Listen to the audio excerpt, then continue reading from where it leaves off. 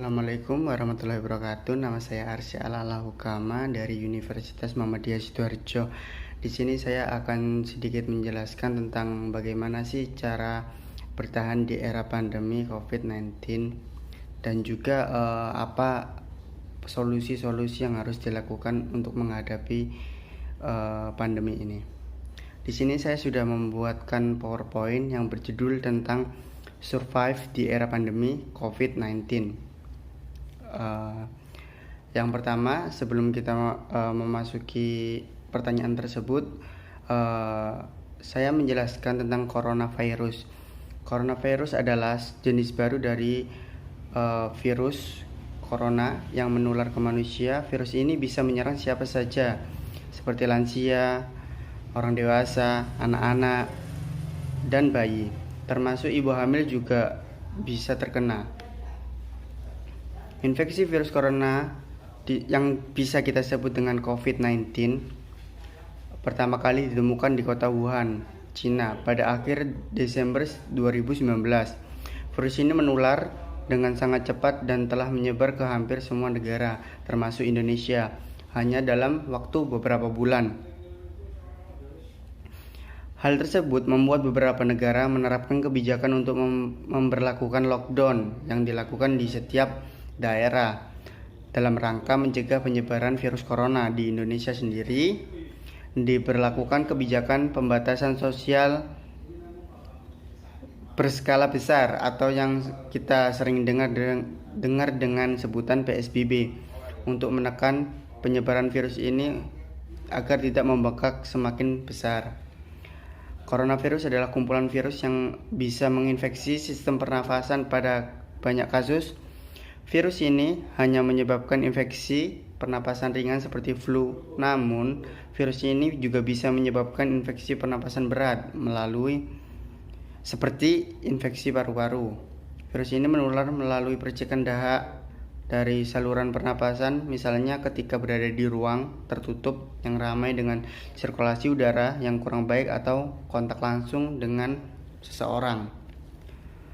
Di Indonesia sendiri, perkembangan kasus virus corona ini sampai kemarin menurut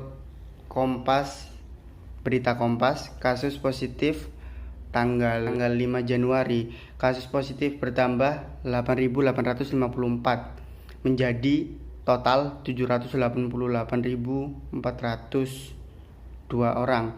Pasien sembuh bertambah 6.767 sehingga menjadi 652.513. Pasien meninggal bertambah 187 menjadi 23.296. Sebelumnya pada Selasa tercatat jumlah kasus positif COVID-19 sebanyak 779.548, sembuh 645.746 dan meninggal 23.109 kasus. Bagaimana sih menjaga keseimbangan yang ada di negara kita? Yang pertama permasalahannya adalah ekonomi dan yang kedua adalah kesehatan. Pemulihan kegiatan ekonomi harus diiringi dengan kesehatan masyarakat. Upaya mencari keseimbangan dalam menghadapi krisis kesehatan dan ekonomi dapat dilakukan dengan menerapkan protokol kesehatan secara disiplin. Protokol kesehatan menjadi persyaratan mutlak agar masyarakat dapat aman dan tetap produktif, sehingga ekonomi dapat berjalan dengan baik. Yang kedua ada solidaritas. Dengan cara saling mengingatkan tentang protokol kesehatan, memakai masker, selalu cuci tangan, dan menjaga jarak. Selain itu, saling gotong royong membantu orang terdekat yang membutuhkan bantuan. Jika kita memiliki rezeki lebih, bisa kita menyumbangkan dalam membantu para petugas medis maupun orang yang membutuhkan. Lalu ini ada social distancing. Cara kita menjaga jarak ketika berada di luar rumah, yaitu menjaga jarak sekitar 1 meter, tetap memakai masker, dan tidak bersentuhan. Lalu saya juga memberikan proteksi tips agar kita aman dari virus corona. Yang pertama, selalu tetap di rumah atau melakukan social distancing. Lalu ada cuci tangan kemanapun kita berada, dan saat kita pulang atau keluar selalu cuci tangan. Yang ketiga, bersihkan benda-benda di sekitar. Benda-benda yang terlihat kotor dibersihkan, atau yang merasa itu bersih tetap bersihkan. Yang terakhir, jangan sentuh mata, hidung, dan mulut, karena hal tersebut adalah hal yang paling utama untuk menyebarkan virus corona, yaitu melalui sentuhan mata, hidung, atau mulut. Lalu ada protective equipment untuk kita sendiri jika kita ingin keluar dari rumah. Yang pertama, pakailah baju yang bersih, tentu saja. Gunakan masker, gunakan kacamata, jika perlu pakai sapu tangan. Dan dimanapun kalian berada, selalu cuci tangan dengan bersih menggunakan air yang mengalir ataupun hand sanitizer.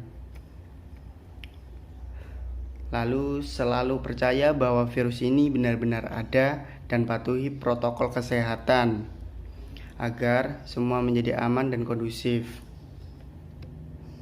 Kesimpulan yang saya buat, tetap menjaga kesehatan dimulai dari kita, kemudian saling mengingatkan untuk menaati protokol kesehatan agar sektor ekonomi semakin membaik.